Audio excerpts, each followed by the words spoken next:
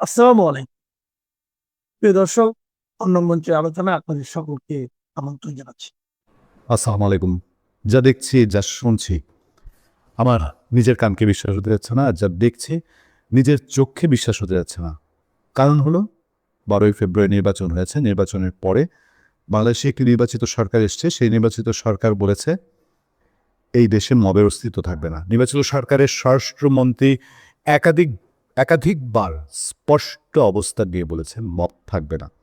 আমরা এরপরও যা হচ্ছে, ঢাকা বিশ্ববিদ্যালয়ে যা হয়েছে বা বিচ্ছিন্ন যেগুলো হচ্ছে, আমরা এগুলোকে এখনো বিচ্ছিন্ন মনে করতে চাই। কারণ এর আগে ইউনূস সরকার, সেই ইউনূস সরকার মবকে অন্যায় বলে স্বীকারই করেনি এবং পরে প্রমাণ হয়েছে, বেরোয় এসছে বহু তথ্য, যে সেই মবের পেছনে ইউনূসের নিজের, তার সেই কুখ্যাত প্রেস সচিব শফিকুল আলম এবং তার বেশ কয়েকজন উপদেষ্টার হাত ছিল। তার উপদেষ্টারা উস্কানি দিয়ে মব সৃষ্টি করেছে। তার উপদেষ্টারা উস্কানি দিয়ে প্ল্যান করে পরিকল্পিতভাবে প্রথম আলো, ডেইলি স্টার মব করে পুড়িয়েছে, জ্বালিয়েছে, সাংবাদিক মেরে দিতে চেয়েছিল। ফলে ওই সরকার না, এখন যে সরকার, তারা বলছে আইন আইনের পথে চলবে, পুলিশ পুলিশের মতো থাকবে। যদিও বিচ্যুতি ঘটেছে, আমরা ৭ই মার্চে যা দেখেছি তা স্পষ্টত বিচ্যুতি। তারপরও আমরা আশায় থাকতে চাই। নতুন সরকার, আমরা সময় দিব, সময় দেওয়া উচিত, আমরা সময় দিতে চাই এবং আমরা চাই এই সরকারের সফলতা, তারেক রহমান সফল একজন রাষ্ট্রনায়ক হোক। এটা যে কোনো সুস্থ একটা দেশের নাগরিকের প্রত্যাশা হবে যে অনেক চড়াই উতরাই পার হয়ে একটা সরকার এসছে। এবার সেই সরকারের সময় যদি এই ধরনের কথা শোনা যায় এবং সেই লোক যদি আইনের শাসনের হাতে না আসে, তাহলে আপনি কিভাবে নিজেকে বিশ্বাস করবেন আর আশায় থাকবেন? আমি শুরুতেই খুবই বিনয়ের সাথে বলতে চাই, আমাদের ব্যক্তিগত জীবনে, আমাদের যে কোনো সিচুয়েশনে এবং আমাদের ব্লগে, আমাদের সোশ্যাল মিডিয়া অ্যাক্টিভিটিসে আমরা প্রতিবন্ধী যে কোনো মানুষের প্রতি আলাদা সংবেদনশীল এবং তারা আঘাতপ্রাপ্ত হন চাই না এবং তাদের প্রতি আমাদেরকে সফট করার কাজ করে। কিন্তু যেই ছেলেটিকে আমি দেখছি, যার ছবি জুলাইয়ে তার চোখ গিয়েছে বলে আমরা জানি, কিন্তু তার মুখ দিয়ে যে কথা, সেই কথা কি? জুলাইয়ে আমি পুলিশ পিটাইছি, ৩২ নং ভেঙেছি, নুরুল হুদাকে জুতো মারছি, আমি জসিম স্বৈরাচারের কোলাঙ্গার পাইলে জুতা মারব, সাহস থাকলে আমাকে মব বলে গ্রেফতার করো সুশীলের বাচ্চা। খান জসিম, ডাকসু নেতা। এটা ভয়েস বাংলা ফটোকার্ডটা করেছে, সূত্র উল্লেখ করেছে বাংলা কারেন্ট। এবার আপনারা বলেন যে এই গণতান্ত্রিক সরকারের সময় একটা লোক যদি এখনো বলে যে আমি স্বৈরাচারের কুলাঙ্গার পিটাবো, তাহলে আবার কি মবের রাজ্যের ইঙ্গিত দেয় তারা? যে আইন কানুন ভাবে আপনি আওয়ামী লীগ ধরবেন না, যে কাউকে। এরা তো মবের রাজ্য বলতে কাকে পিটিয়েছে? বাংলাদেশে বহু সাধারণ মানুষকে, বহু একেবারে নিরপরাধ মানুষকে এরা পিটিয়েছে, মব করেছে। এখন সে হুমকি দিচ্ছে, সে বলছে আর নূর হুদাকে পিটিয়েছি। পুলিশ পিটাইছে ৫ আগস্ট বা ৮ আগস্ট, ১৫ আগস্ট পর্যন্ত যদি হয়, তার জন্য তাদেরকে মাফ করে দিয়েছে, এখন পর্যন্ত মাফ করে দিয়েছে। ৩২ নম্বর ভাঙা, নূর হুদাকে পিটানো, আজকের হোক, দুদিন পরে কি এগুলো মামলা হবে না? এগুলো মামলায় এসব এভিডেন্স থাকবে না? ৩২ নম্বর যার বাড়ি, সে যদি কোনোদিন বাংলাদেশি বা তার পরিবারের কোনো সদস্য, এই লোক যদি বেঁচে থাকে, খান জসিম, সে যদি মামলা করে, বাংলাদেশের আইন কি বলে? আপনি চাইলে একজন মানুষের বাড়ি গিয়ে ভাঙচুর করতে পারেন, তারপরে দম্ভের সাথে বলবেন আমি ভেঙে এসেছি, আর আপনাকে আইন ছেড়ে দিবে। নূর হুদা তিনি হয়তো করবেন না, কারণ তার যে বয়স হয়েছে। কিন্তু এসব যদি কখনো আইনের মুখোমুখি ফেলে দেওয়া যাবে। আমার কাছে কেন যেন মনে হয় জামাত কি আমরা চিনি, কিন্তু বিএনপির ব্যাপারে আমাদের একটু সন্দেহ আছে। আমার মতে বিএনপিকে তার অবস্থান আরো পরিষ্কার করা উচিত। কারণ আমরা দেখলাম, আমি এটাকে নাম দিয়েছি মুসলেখা সরকার। এই যে আমাদের বীর মুক্তিযোদ্ধা, বীর বিক্রম, মেজর হাফিজ একজন স্পিকার, একজন মুক্তিযোদ্ধা, একজন সাবেক সৈনিক, যারা দুইবার তিনি জান দিতে গিয়েছেন, সেই ব্যক্তিটি যখন এই যে দেইলে রাজাকার, নিজামী কাদের মোল্লাদের মতো পরীক্ষিত প্রমাণিত স্বাধীনতা বিরোধীদের, মানবতা বিরোধীদেরকে শোক প্রস্তাবের আওতায় আনলেন, এটা তো আমাদের আত্মহত্যা করা হয়েছে। তাহলে এখানে সাধু শয়তান কে বোঝা বড় মুশকিল। কখনো মনে হচ্ছে যে সাধু তার শয়তানের বেশে, শয়তান সাধুর বেশে, কখনো মনে হচ্ছে শয়তান সাধুর বেশে। মানে বিষয়টা তো এরকম হয়ে গেল। আমরা দেখলাম সেখানে কার কার যে নাম নেওয়া হলো, অবাক হয়ে গেল। মানে যাদের নাম ডাস্টবিনেও রাখা যাবে না, তাদের নাম নেওয়া হয়েছে। একটাবার বঙ্গবন্ধু শেখ মুজিবুর রহমানের নাম নেওয়া হয়নি। অন্তত একটাবার নেওয়া উচিত ছিল। গালি দিয়েই নিত, একটাবার নিত। আমরা সুপ্পু সাহেবকে দেখলাম মহামান্য রাষ্ট্রপতি, হেড অফ দ্য স্টেট, তাকে আমরা দেখলাম, তিনি তো মহা সৌভাগ্যবান। পৃথিবীতে যদি সবচেয়ে সৌভাগ্যবান ব্যক্তি থাকে, এই যে আমাদের মহামান্য শাহাবুদ্দিন সাহেব, তিনি ছাত্রলীগ করতেন, তিনি যুবলীগ করতেন, তিনি মুক্তিযোদ্ধা ছিলেন, তিনি আমলা ছিলেন, কোথায় তিনি ছিলেন না, তিনি সাংবাদিক ছিলেন, তিনি ব্যাংকার ছিলেন, কি কি যেন ছিলেন আরো, মানে হোয়ার হি ওয়াজ নট, এটা না, মানে উনি দুজকেও ছিলেন, আমিও দুজকে, আমার জান্নাতুল ফেরদাউস ছিলেন। তিনবার তিনি কি মহাসুযোগটা পেলেন। আমি ভেবেছিলাম কি জানেন আবার, আমি টেনশনে ছিলাম যে লোকজন বলে কেন বঙ্গবন্ধুর নাম নিল না, আমি সেটা টেনশন করে নেই। আমি টেনশন করছি যে এই লোকটা ভাষণ দিতে দিতে কখন না ভুলে জয় বাংলা বলে ফেলে। উনি বলেন নাই, উনি এতবার রিহার্সেল করেছেন, যে কপি স্ক্রিপ্টটা এতবার রিহার্সেল করেছেন, আমার মনে হয় তিনি তাহাজ্জুদ নামাজ পড়ে বসে, আল্লাহ আমার মুখ থেকে যেন একবার জয় বাংলা, জয় বঙ্গবন্ধু না আসে। আমার কাছে কিন্তু সবচেয়ে বড় শয়তানটা মহামান্য রাষ্ট্রপতি সুফু সাহেবকে মনে হয়েছে। এই উনার দুই পকেটে দুইজন সাধু ও শয়তান ছিল, কে সাধু শয়তান তা আমি বলতে, কে যে সাধু কে যে শয়তান বোঝা বড় মুশকিল। আসাদ ভাই একটা কথা বলেছেন, ইশারা দিয়েছেন আমাদের, তিনি যেহেতু একটি রাজনৈতিক দল করেন তার সীমাবদ্ধতা থাকে, এটা আমরা জানি, স্বাভাবিক। আমরা সমালোচক আলোচক, আমরা স্বাধীন, আমরা, আপনি এখানে আসেন, আপনাকে নিয়েও সমালোচনা করতে পারি, কোনো সমস্যা নেই, ভাইকে নিয়েও বলতে পারি, আমরা যে কোনো দলের বিরুদ্ধে কথা বলতে পারি, সমালোচনা করতে পারি, সেটা ভুল হোক আর শুদ্ধ হোক। এখানে সীমাবদ্ধতা থাকে অনেক কিছু। ইশারাতে তিনি কিন্তু বলেছেন যে কোনো কোনো দলে গুপ্ত থাকতে পারে, কারো কোনো এজেন্ডা থাকতে পারে। এটা আমাদের শুরুতেই সন্দেহ হয়েছিল, কারণ বিএনপি এরকম একটা সাপোর্ট, আত্মঘাতী একটা সুইসাইডাল ডিসিশন, এটা আমি মনে করি বিএনপির জন্য। এর দায় কিন্তু বিএনপির কাছে চলে গেছে। মানে বিষয়টা এরকম হচ্ছে সেই গল্পের মতো যে ওই পাঠা আর বানর একসাথে যাচ্ছিল এক নৌকায়, সুরজিৎ সেনগুপ্ত এটা অনেকবার বলতেন, বাস বিএনপির নেতারাও বলতেন, আমি শাহা চৌধুরীর মুখে হইলে শুনেছি, সব দলের সিনিয়র নেতাদের মুখে শুনেছি। তো পাঠার অনেক শব্দ রচনা করলাম, ওই শব্দ ইউটিউবেই করে দেয়, কমিয়ে দেয়, ওই জন্য পাঠা অন্য জায়গায় আনলাম শব্দটা। তো এই পাঠার বানর যাচ্ছিল, সাথে দইয়ের ঘটি ছিল, তো যাওয়ার সময় দই খাওয়ার পরে বানর কিন্তু ওই পাঠার গালে, পাঠার দাড়িতে দই করে লাগাই দেয়, বানর তো চলে যায়। তো পাবলিক মনে করে যে এই যে পাঠাই তো দইটা খাইছে, পাঠাকে তখন মোটামুটি কসাই বাড়ি যাওয়া হয়ে যায়। তো বিএনপির দশাটা তাই হয়ে, কোনো সন্দেহ নাই বাংলাদেশে জামাতকে, আমি যদি এটাকে মৌলবাদী শক্তি এবং স্বাধীনতা বিরোধী শক্তি বলি, শুধু বিএনপি না, সকল দল দায়ী, ইনক্লুডিং বামপন্থী। কারণ এই মানে সকল দল, আবার বলি কোট আন কোট, সকল দল কম বেশি দায়ী। বিএনপি যেখানে বেশি দায়ী করবেন কোনো সন্দেহ নেই, বিএনপি বেশি দায়ী।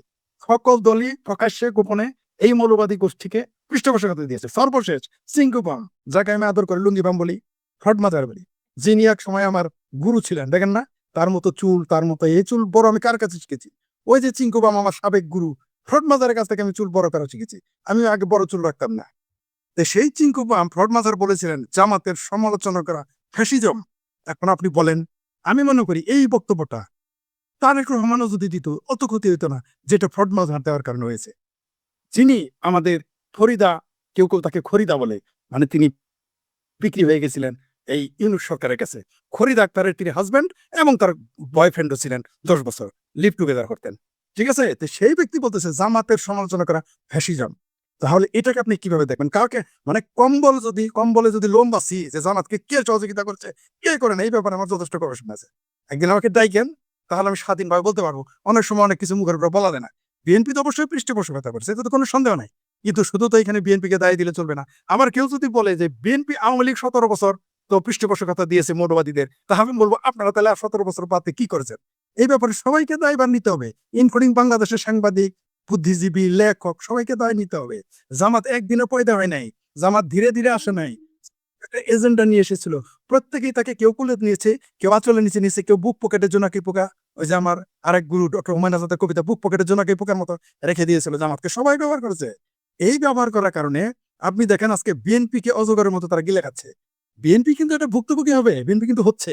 আজকে দেখেন ওই যে আমার এক ভাবির পোলা, পাটোয়ারি নাকি ফাটোয়ারি নাম, কি যার নাম মনে থাকে না, আমার অনেক ভাবির পোলা, তো এই বদমাইশ, এই নাবালক যার রাজনৈতিক খতনা হয় নাই, মুসলমান হয় নাই, মির্জা আব্বাসকে, তার সাথে আমার রাজনৈতিক দ্বিমত থাকতে পারে, যেভাবে গালাগালি করছে লোকটা, কিন্তু আজকে যে স্ট্রোক করেছে, আপনি কি মনে করেছেন সে স্ট্রোক করার লোক?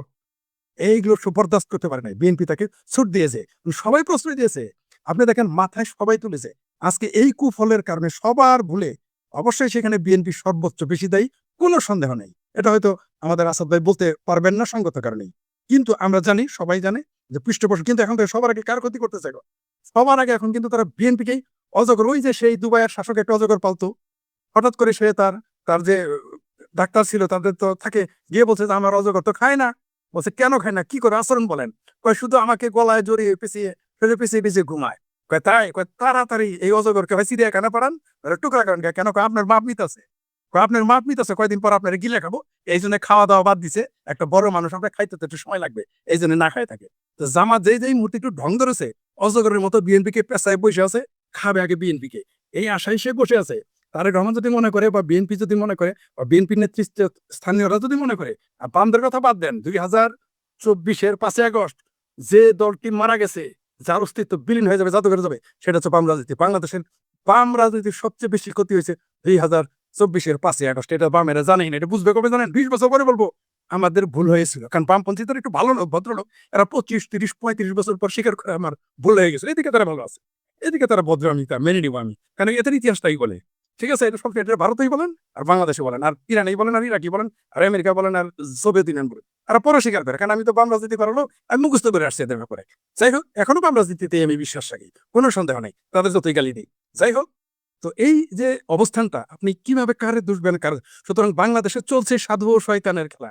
এখানে মেলা বসেছে, এখানে এমন একটা রাজনৈতিক মেলা বসেছে যেখানে সাধু ও শয়তানের খেলা। সেটা সংসদ ভবন হোক আর রাজপথ হোক, সব জায়গায় সাধু ও শয়তানের খেলা। তবে অনেক মুখোশ 2024-এর 5 আগস্ট পর মুখোশ খুলে গেছে। এটা ভালো হয়েছে জাতির জন্য, এটা দরকার ছিল। যে যুদ্ধটা 4-5 দিনের মধ্যে শেষ হয়ে যাবার কথা ছিল, সেই যুদ্ধটাই কিন্তু ক্রমশ দীর্ঘ হচ্ছে। অলরেডি 2 সপ্তাহ পার হয়ে গেছে। এই যুদ্ধে ইরান কি আমেরিকাকে, ইসরায়েলকে সাময়িকভাবে পরাজিত করতে পারবে? নাকি ভিন্ন এক কৌশলে অর্থনীতি, তেল বাজার এবং আঞ্চলিক অস্থিরতার মাধ্যমে আমেরিকাকে একটি ফাঁদে ফেলবে?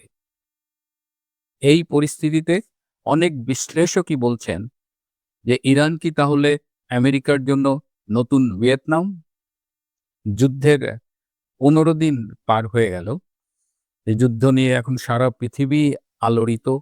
ট্রাম্প যুদ্ধবিরতির প্রস্তাব দিয়েছে, ইরান সেটি নাকচ করে দিয়েছে। ইরান বলছে যে তাদের শর্তে যুদ্ধবিরতি হতে হবে এবং 2 দিন আগে ইরানের প্রেসিডেন্ট মাসুদ পেজেশকিয়ান, তিনি রাশিয়া এবং পাকিস্তান 2 দেশ এখানে মধ্যস্থতাকারী হিসেবে কাজ করছে, তাদের কাছে 3টি প্রস্তাব দিয়েছেন। সেই প্রস্তাবের কথা আপনারা জানেন। তার প্রথমটি হলো যে এই সংঘাতে, এই যুদ্ধে ইরানের যে ক্ষয়ক্ষতি হয়েছে তার জন্য আমেরিকাকে ক্ষতিপূরণ দিতে হবে। এই যে ইরান যে পারমাণবিক সক্ষমতা অর্জন করেছে, শান্তিপূর্ণ কর্মসূচি চালাচ্ছে, এটি তাদের অধিকার। এই বৈধ অধিকারকে স্বীকৃতি দিতে হবে এবং আমেরিকা ইসরায়েলকে লিখিত দিতে হবে যে তারা আর কখনোই ইরানকে আক্রমণ করবে না। এই 3টি শর্ত পূরণ হলে ইরান যুদ্ধবিরতিতে রাজি আছে। কিন্তু এই শর্ত 3টি দেখে নিশ্চয়ই বোঝা যাচ্ছে যে এই শর্ত 3টি মানা মানে হলো এই যুদ্ধে আমেরিকা এবং ইসরায়েলের পরাজয় স্বীকার করে নেওয়া। সুতরাং ট্রাম্পের পক্ষ থেকে এখন পর্যন্ত এই শর্ত মেনে নেওয়ার কোনো লক্ষণ দেখা যাচ্ছে না, বরং ইরান যে হরমুজ প্রণালীর উপরে তাদের দখল বজিয়ে রাখছে, যে হরমুজ প্রণালী হলো পৃথিবীর 20-25% তেল এই রুট দিয়ে সরবরাহ করা হয়, সেটি অনেকটাই ইরানের দখলে রয়েছে এবং এই হরমুজ প্রণালী দিয়ে আমেরিকা, ইসরায়েল বা তাদের মিত্র দেশের তেলবাহী জাহাজকে তারা যেতে দেবে কিনা সেটা নিয়ে কিন্তু নানা রকমের টেনশন কাজ করছে। গত বুধবার ট্রাম্প বলেছিলেন যে মার্কিন নৌবাহিনী দিয়ে তিনি হরমুজ প্রণালীর দখল নেবেন এবং সেখান থেকে জাহাজ চলাচল নির্বিঘ্ন করবেন। কিন্তু পরের দিন বৃহস্পতিবারই তাদের এক মন্ত্রী বলেছেন যে মার্কিন নৌবাহিনী এখনো প্রস্তুত না, বরং তারা যেভাবে যুদ্ধটা চালাচ্ছে সেই যুদ্ধটা আরো বেগবান করতে চায়, এই ক্ষেপণাস্ত্র হামলা এবং অন্যান্য ভাবে তারা চেষ্টা করছে। এদিকে ইরান মুহুর্মুহু আক্রমণ করছে ইসরায়েলকে, যে তাদের যে বহুস্তর বিশিষ্ট আকাশ প্রতিরক্ষা ব্যবস্থা, যে আয়রন ডোম, তারপরে ডেভিড স্প্রিং, এই সব দিয়ে যে তারা ইসরায়েলকে প্রোটেক্ট করছিল, কিন্তু ইরানের মুহুর্মুহু ক্ষেপণাস্ত্র হামলায় সেই আকাশ প্রতিরক্ষা ব্যবস্থা অনেকখানি দুর্বল হয়ে পড়েছে এবং সেটি আর এখন আগের মতো নিশ্ছিদ্র নেই। উত্তর ইসরায়েলের একটি শহরে ক্ষেপণাস্ত্র হামলায় 100টার মতো বাড়ি ধ্বংস হয়েছে এবং অনেকেই সেখানে আহত হয়েছে। অর্থাৎ ইসরায়েল এখন আক্রান্ত হচ্ছে। ইসরায়েলের যে আর্লি ওয়ার্নিং সিস্টেম ছিল, যে ক্ষেপণাস্ত্র দেখা মাত্রই 30-90 সেকেন্ডের মধ্যে তাদের যে সাইরেন বাজতো, সেই সিস্টেমটাও দুর্বল হয়ে গেছে। অর্থাৎ ইসরায়েলের মানুষ এখন অনেকটাই অরক্ষিত অবস্থায় রয়েছে। এদিকে ইরানের মিডিয়ায় বলা হচ্ছে যে ৭ই মার্চ একটি হামলায় নেতানিয়াহু এবং তার ভাই নিহত হয়েছেন। যদিও ইসরায়েলের পক্ষ থেকে এটিকে অস্বীকার করা হয়েছে এবং বিশ্ব মিডিয়া এই নিউজটাকে সমর্থন করছে না। কিন্তু ৭ই মার্চের পর থেকে নেতানিয়াহুকে কিন্তু প্রকাশ্যে দেখা যায়নি। ইসরায়েলের পক্ষ থেকে অনেক বিশ্লেষক বলার চেষ্টা করছেন যে চলমান সংঘাতের নিরাপত্তার কারণেই হয়তো নেতানিয়াহু কোনো সেফ জায়গায় অবস্থান করছেন। নেতানিয়াহু যদি আসলেই নিহত হতেন তাহলে এটা হয়তো ওয়ার্ল্ড মিডিয়ায় চলে আসতো। এটার জন্য আমাদের ইরানের মিডিয়ার উপরে ডিপেন্ড করতে হতো না। এদিকে আমেরিকার যে ক্ষেপণাস্ত্র ইরানের উপরে ছুটছে, আমেরিকার কিন্তু এই সাপ্লাই আস্তে, আস্তে কমে আসছে। কারণ এরা বছরে যে পরিমাণ ক্ষেপণাস্ত্র তৈরি করে, সেই তুলনায় কিন্তু ইরানের যা ব্যবহৃত হয়ে গেছে এবং যুদ্ধ যদি দীর্ঘায়িত হয়, তাহলে তাদের ক্ষেপণাস্ত্র সাপ্লাই কিন্তু শর্ট পড়ে যেতে পারে। ইনিশিয়ালি আমেরিকা মনে করেছিল যে তাদের যুদ্ধের বাজেট হবে $5 বিলিয়ন, সেরকম একটা অ্যাপ্রুভাল ছিল। কিন্তু $5 বিলিয়ন তো বহুত আগে গেছে গা। এখন প্রতিদিন $150 কোটি, মানে $1.5 বিলিয়ন এই যুদ্ধের জন্য আমেরিকার খরচ হচ্ছে।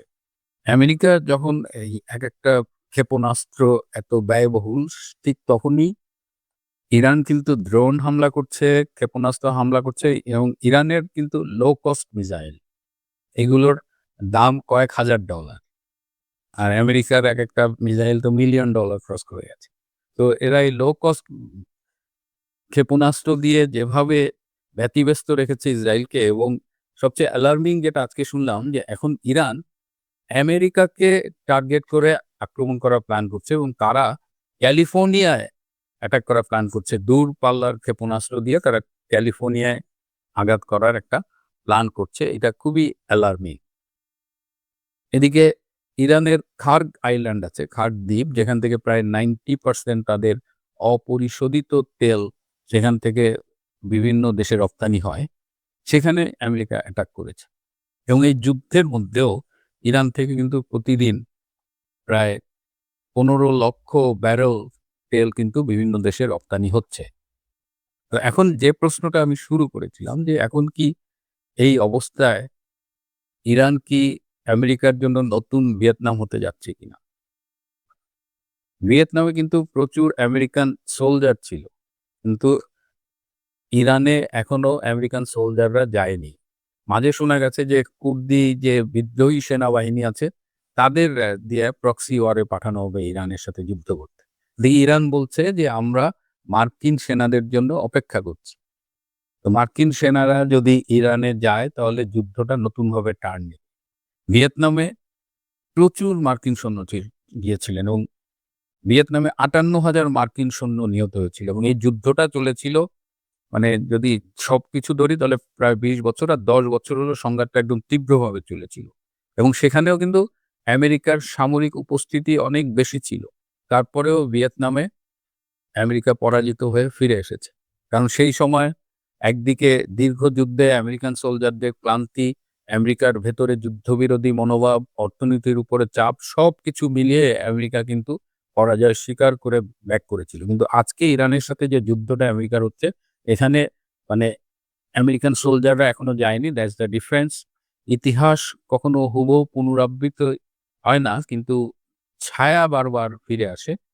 তো হয়তো ভিয়েতনামের মতো হুবহু কিছু হবে না, কিন্তু আমরা একটা অশনি সংকেত দেখতে পাচ্ছি এবং ইরানের পক্ষ থেকে তার যে আরো কিছু সহযোগী সংগঠন আছে, যেমন ইয়েমেনের হুতি, তারপরে ইরাকের একটা মিলিশিয়া বাহিনী, ওদিকে লেবাননের হিজবুল্লাহ, এরাও কিন্তু ইসরায়েলের বিরুদ্ধে আক্রমণ শানাচ্ছে।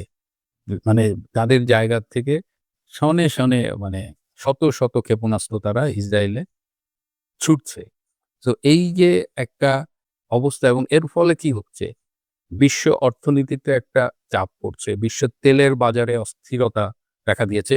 এই গত কয়েক বছরের মধ্যে সর্বোচ্চ দাম এখন ব্যারেল প্রতি $100 ক্রস করেছে। ইরান আজকে বলেছে যে তারা এমনভাবে এই হরমুজ প্রণালী কন্ট্রোল করবে যাতে বিশ্বের তেলের দাম ব্যারেল প্রতি $200 উঠে যায়।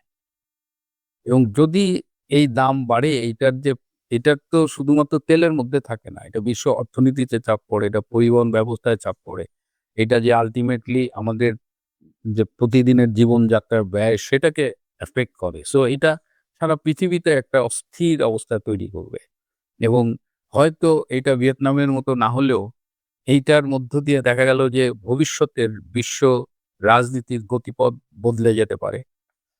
রাশিয়া এখানে মধ্যস্থতাকারীর ভূমিকা রাখছে। আবার কয়েকদিন আগে রাশিয়ার সাথে ইরানের একটা সামরিক চুক্তি সাইন হয়েছিল। সেই চুক্তির আওতায় রাশিয়া সরাসরি যুদ্ধে অংশগ্রহণ না করলেও তাদের কিন্তু নানানভাবে সহায়তা করছে। বিভিন্ন ইন্টেলিজেন্স ইনফরমেশন দিচ্ছে। চীনও নানানভাবে ইরানকে হেল্প করতেছে। এই অবস্থায় এখন স্বভাবতই সেই প্রশ্ন ঘুরে ফিরে আসছে যে ভিয়েতনাম যদি নাও হয়, তাহলেও এই অর্থনৈতিক চাপ, এই ক্লান্তি, এই আমেরিকার ইন্টারনাল যে ট্রাম্পের কিন্তু এই যুদ্ধের পক্ষে জনসমর্থন কিন্তু খুব কম। এটা 25 থেকে 30% যুদ্ধের পক্ষে। আর প্রায়